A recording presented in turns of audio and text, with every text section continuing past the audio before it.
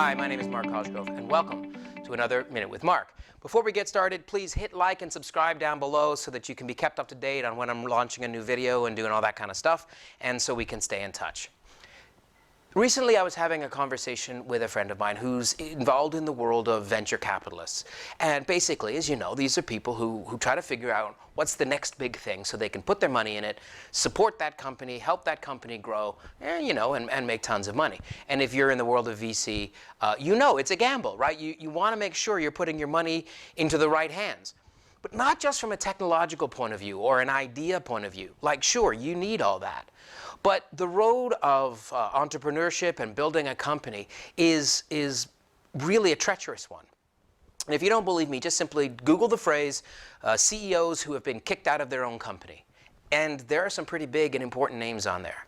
And we all know the cautionary tales. We've watched what's happening with WeWork and Uber. We saw Steve Jobs get kicked out of Apple. The leader of Twitter got booted out of Twitter. I mean, there's some pretty big names here.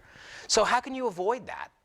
Well, I think part of the problem is that as VCs, right, you're putting your money into the company and you're giving them all sorts of support, panels and boards of directors of people who are giving amazing advice. You're telling them everything they need to know about how to structure the company and how to go public and how to read the financials and how to do the books and all of this kind of technical support, which is utterly necessary, and keep doing it. But I think one piece that quite often gets missed is, are you giving support to these CEOs, these entrepreneurs, for all that other stuff, such as communications, inspiration, leadership, and then how to create a culture? These are the three things I think that are quite often the biggest missing from the support that venture capitalists are giving to the companies that they're investing in. And it doesn't take a lot. It looks like this. So first of all, communication. Obviously, the number one spokesperson for this, whatever it is, this disruptive technology, this widget, this piece of software, is going to be the inventor. That's the right person to have out front. But there's very few people who at 22 or 21 years old, or whatever age this inventor might be, is able to do that. To go on a roadshow, to speak to the media, to speak to other investors, to speak to the general public about their idea, and to speak to them about it in a way that people get the vision and understand what it means. You know, it's torture to take a kid like that and kind of throw them into the lion's den and just sort of go, yeah, sink or swim. And by the way, when they're out there, that's your money they're out there with. And if people don't get their idea, there goes your investment. So communication skills is absolutely critical. You know, of course they're passionate, and of course they know what they're talking about. And those two things are absolutely necessary to be a good communicator.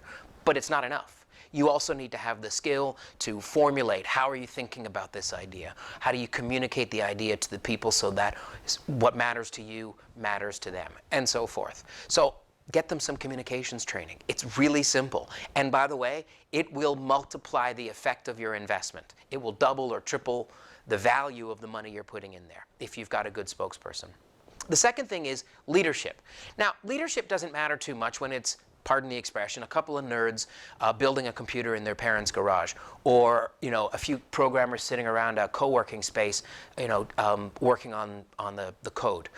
But as the company grows, as the organization starts to get larger and larger, leadership really matters.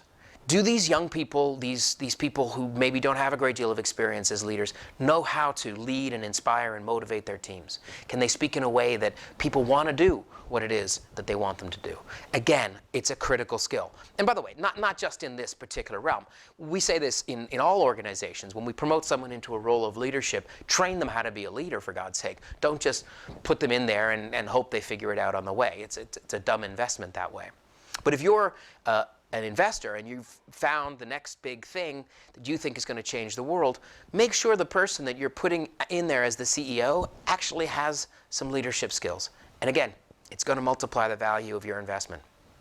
And one of the ways it will do so, and this is the third thing that's missing, is culture. Creating a culture within a company that works. Again, when there's a couple of people sitting around a table, it might not matter so much. But as the company grows, those people at the top are responsible for the culture. And by that we mean what's tolerated, what's celebrated, what's valued, what's ignored, all these kinds of things. And again, if you go back to that list of top CEOs who were thrown out of their own company, probably half of them were thrown out for creating cultures or allowing cultures to proliferate, which were toxic, which were, in some cases, tolerated illegal activity. So again, don't just expect people to know how to be a CEO. We're taking people quite often in a very, very short period of time from a broke 21-year-old programmer to a billionaire 25-year-old. And we're saying, by the way, somewhere along there, you've got to learn how to run a multi-billion-dollar company. That's ridiculous. So if you're in the world of investment, or maybe if you're a tech guy out there yourself working on your next big invention, consider these three areas as being really, really critical things that you can do to multiply the impact of your investment, multiply the value of your organization. So again, learn to communicate in a way that people are really going to listen and understand. Learn to inspire and motivate the people that work for you so that your vision gets realized through their hard work. And create a culture inside of which people will live and thrive and do well. And you're not expected to do it by yourself. Get in touch with me. Get yourself a coach. And for a relatively, let's face it, a relatively modest investment up front in these kinds of skills, it can multiply the value of your organization down the road.